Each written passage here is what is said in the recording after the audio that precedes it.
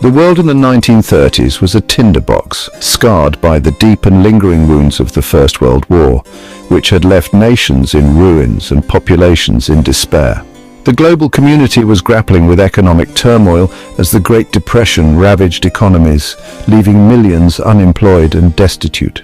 The Treaty of Versailles, intended to ensure lasting peace, instead fostered deep resentment and political instability, particularly in Germany. Germany, burdened by crippling reparations and significant territorial losses, seethed with anger and a burning desire for revenge, feeling humiliated and betrayed. The global economic depression further fueled these tensions, exacerbating the already dire situation.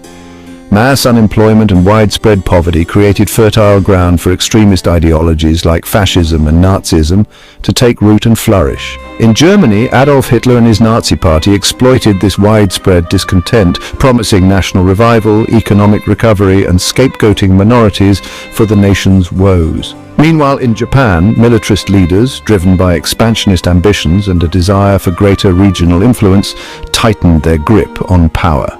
They saw conquest as a solution to their economic woes and a path to regional dominance, leading to aggressive military actions in Asia. Italy, under the authoritarian rule of Benito Mussolini, also embraced fascist ideology, seeking to establish an empire reminiscent of the grandeur of ancient Rome. These brewing storms, fueled by fervent nationalism, economic desperation, and an insatiable thirst for power, set the stage for a global conflict that would reshape the world in ways unimaginable. The seeds of war had been sown, and it was only a matter of time before they would erupt into a firestorm of unimaginable destruction, engulfing nations and altering the course of history forever. The Treaty of Versailles, signed in 1919, officially ended the First World War. It was a momentous occasion, marking the cessation of one of the deadliest conflicts in human history.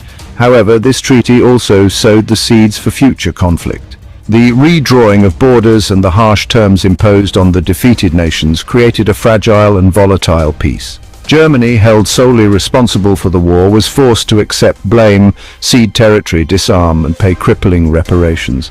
These demands were not just economic burdens, but also deep psychological wounds for the German people. This humiliation fostered deep resentment within Germany, creating a fertile breeding ground for extremist ideologies like Nazism. The Weimar Republic struggled to maintain stability amidst economic hardship and political unrest. The rise of Adolf Hitler and the Nazi Party in Germany was a key factor leading to World War II. Hitler's rhetoric of national revival and vengeance resonated deeply with a populace yearning for dignity and strength. Hitler, a charismatic and ruthless leader, exploited German grievances, promising to restore national pride and overturn the injustices of Versailles. His propaganda machine painted a vision of a resurgent Germany. He rearmed Germany, violating the treaty, and embarked on an aggressive expansionist policy. The rearmament not only boosted the economy but also instilled a sense of military pride and readiness. In Asia, Japan, driven by militaristic ambitions and a desire for resources, embarked on a path of conquest. The island nation sought to expand its empire and secure the raw materials needed for its industrial growth. They invaded Manchuria in 1931, establishing a puppet state and showcasing their military might, and later waged a full-scale war against China in 1937. The brutality of the conflict, including atrocities like the Nanking Massacre, highlighted Japan's ruthless approach. These actions signaled Japan's growing aggression and its willingness to use force to achieve its goals. The international community watched with increasing alarm as Japan's ambitions became clear. The failure of appeasement by Britain, France, and other European powers further emboldened Hitler. Leaders like Neville Chamberlain believed that conceding to some of Hitler's demands would prevent another war.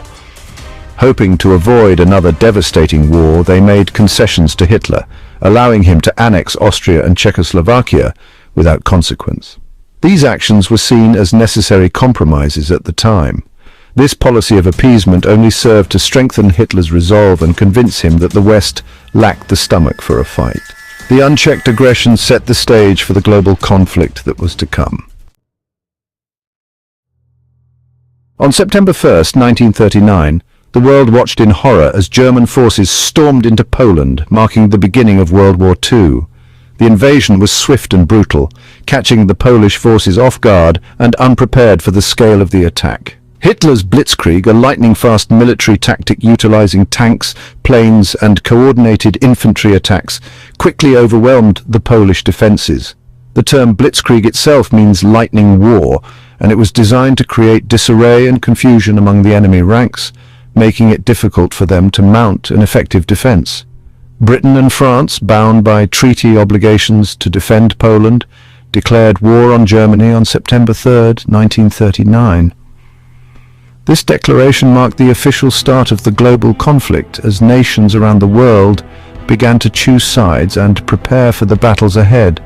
However, their initial response was limited and they were unable to prevent the swift defeat of Poland. The Polish forces, despite their bravery and determination, were no match for the well-coordinated and technologically advanced German military. The phony war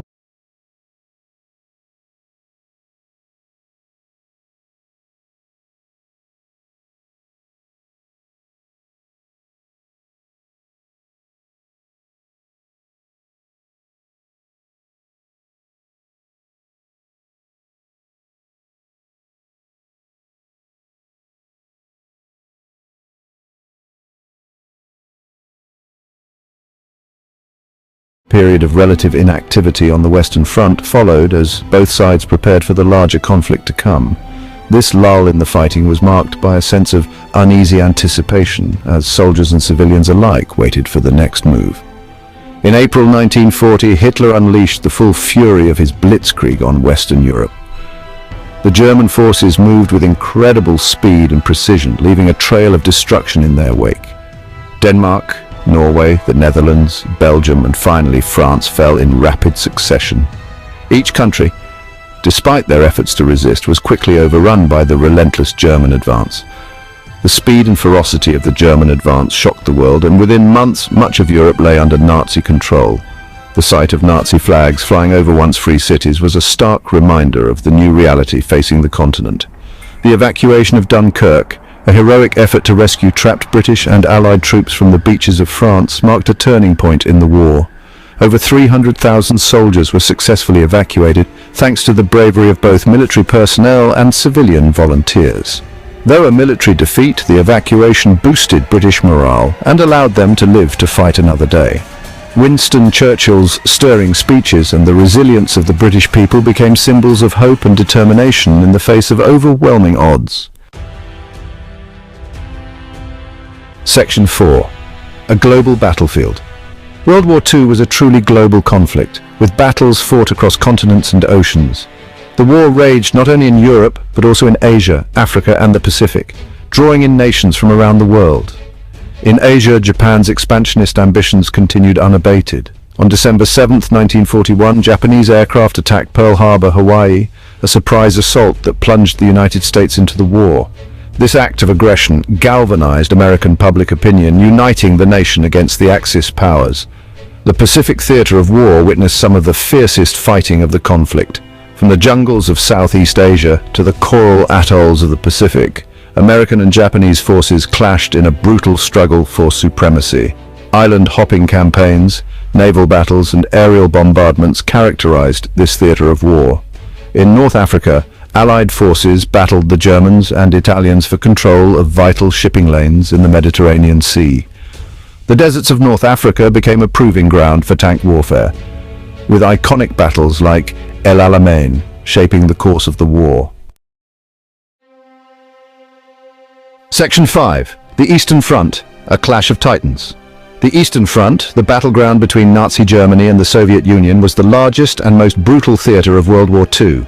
Millions of soldiers clashed in a war of annihilation marked by unimaginable brutality and suffering. Hitler's invasion of the Soviet Union in June 1941, codenamed Operation Barbarossa, was a colossal gamble that ultimately proved to be his downfall. The initial German advance was swift, but the vast distances, harsh weather conditions, and fierce Soviet resistance gradually took their toll. The Battle of Stalingrad, a grueling 6-month siege from September 1942 to February 1943, became a turning point in the war. The German defeat at Stalingrad, a crushing blow to Hitler's ambitions, marked the beginning of the end for the Nazi regime.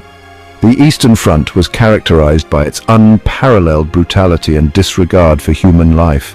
Both sides committed atrocities, but the Nazi regime's systematic extermination of Jews and other minorities, known as the Holocaust, stands as a chilling testament to the depths of human depravity. Section 6. The Holocaust, a stain on humanity. The Holocaust, the systematic, bureaucratic, state-sponsored persecution and murder of 6 million Jews by the Nazi regime and its collaborators, stands as one of the darkest chapters in human history. Driven by a twisted ideology of racial purity, the Nazis sought to eliminate Jews from Europe. Jews were subjected to a campaign of terror and violence, rounded up and deported to concentration camps where they were subjected to forced labor, starvation, torture, and mass murder. The horrors of the Holocaust, documented in harrowing detail by survivors and liberators, serve as a stark reminder of the dangers of unchecked hatred and prejudice. The Holocaust was not limited to Jews. Roma,